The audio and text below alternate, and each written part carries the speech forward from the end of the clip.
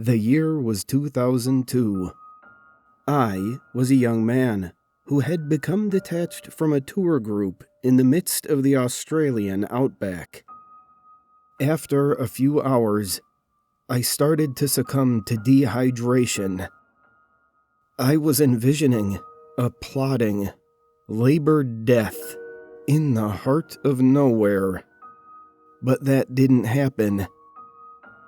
It seemed like a mirage, but the moon spoke to me. Looking upon me with far-flung craters, which felt like remote eyes, the talking rock said it could save me. I followed a misty, moonlit trail across the arid landscape, and I eventually stumbled onto the town I'd been trying to find. Later that night, in my hotel bed, the moon called to me. It offered 3 wishes.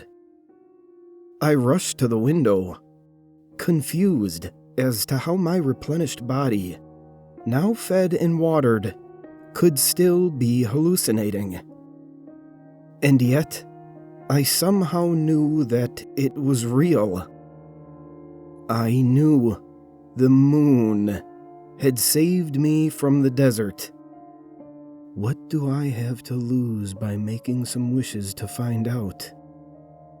So, I wished for 3 things. 1. Money. 2. Safety. 3. Health. The creature had many conditions, but I heeded the warnings from every story I'd ever been told about both genial and ghoulish genies. The moon made the parameters of its wish-granting quite clear.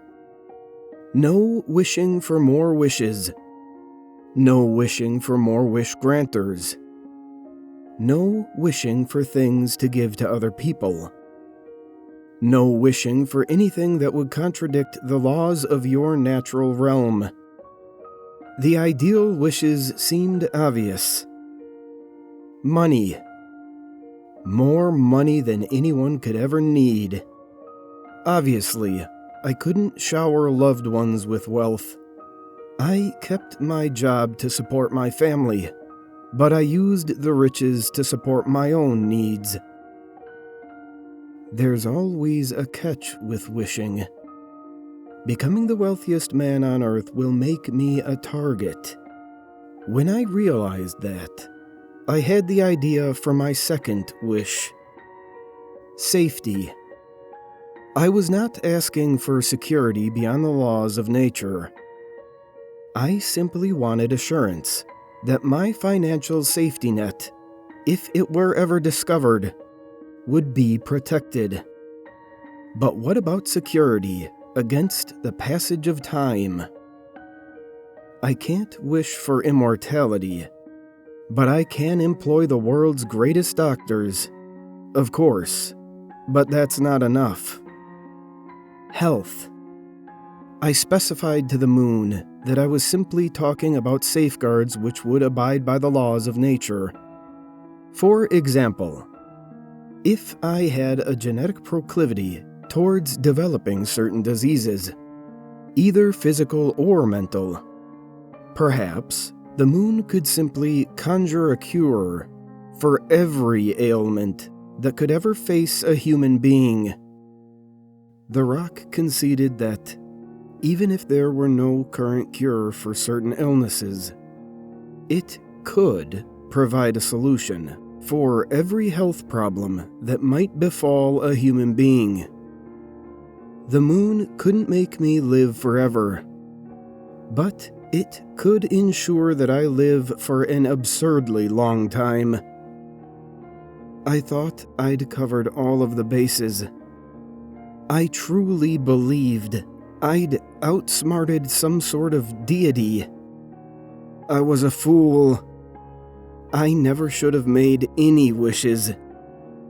But I certainly shouldn't have made the 3rd wish.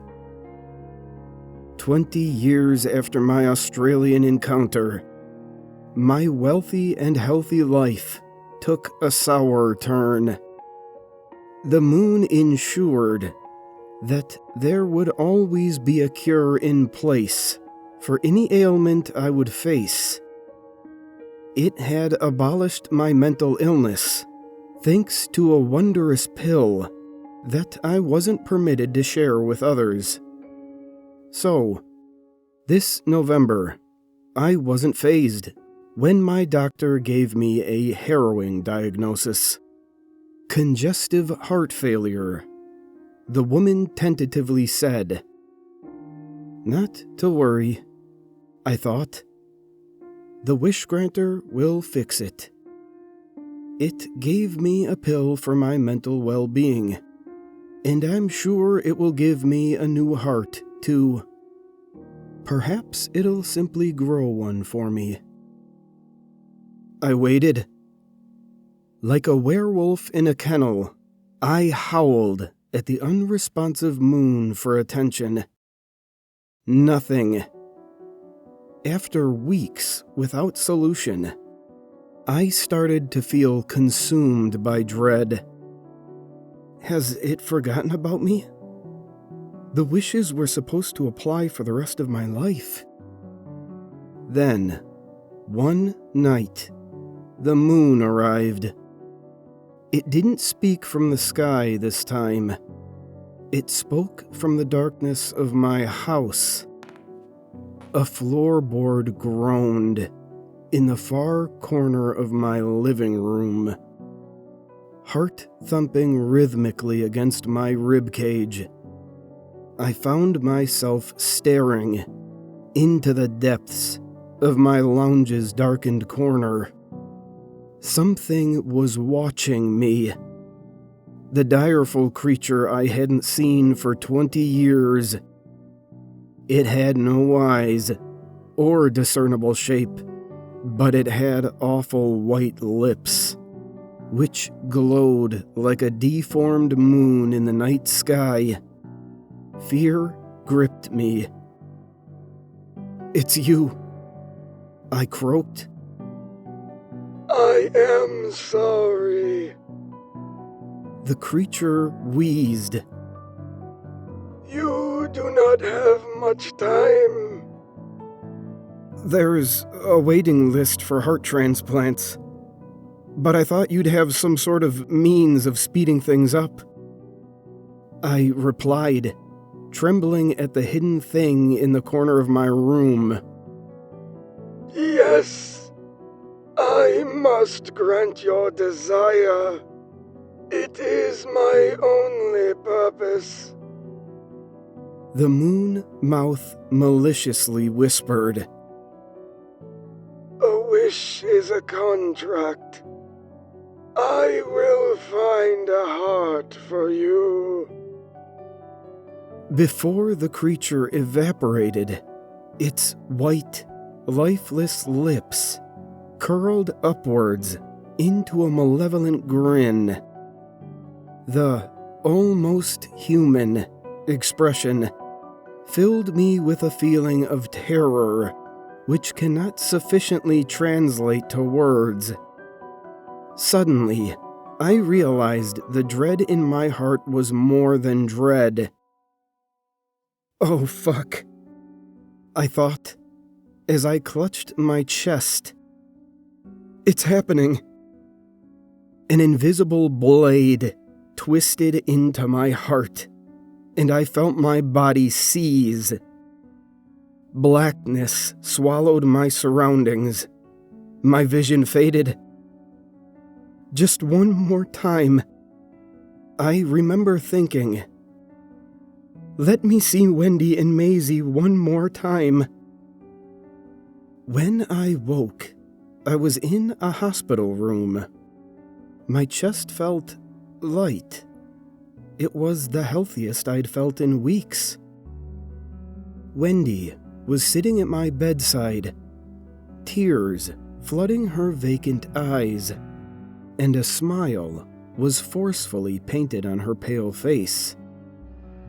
"You're awake," My wife whispered. I smiled. Hello, sweetheart. I must have given you a scare. I feel much better now, though. She sobbed and squeezed my hand with tremendous strength. There was love in that squeeze, but there was also rage. Inconsolable rage. They did it, honey. They gave you. She moaned like a wounded animal. You have a new heart. That explained the lightness in my chest, but it didn't explain the fear on my wife's face. Her agonized expression haunted me. Why is she so distraught? I wondered, shuddering. Wendy? I whispered. What's... Maisie. My wife interrupted, now bawling. This evening, she was in an accident. She didn't... Wendy didn't need to finish any of her sentences. I knew what had happened to our daughter. I knew whose heart was in my chest. I knew what the moon had done to grant my wish.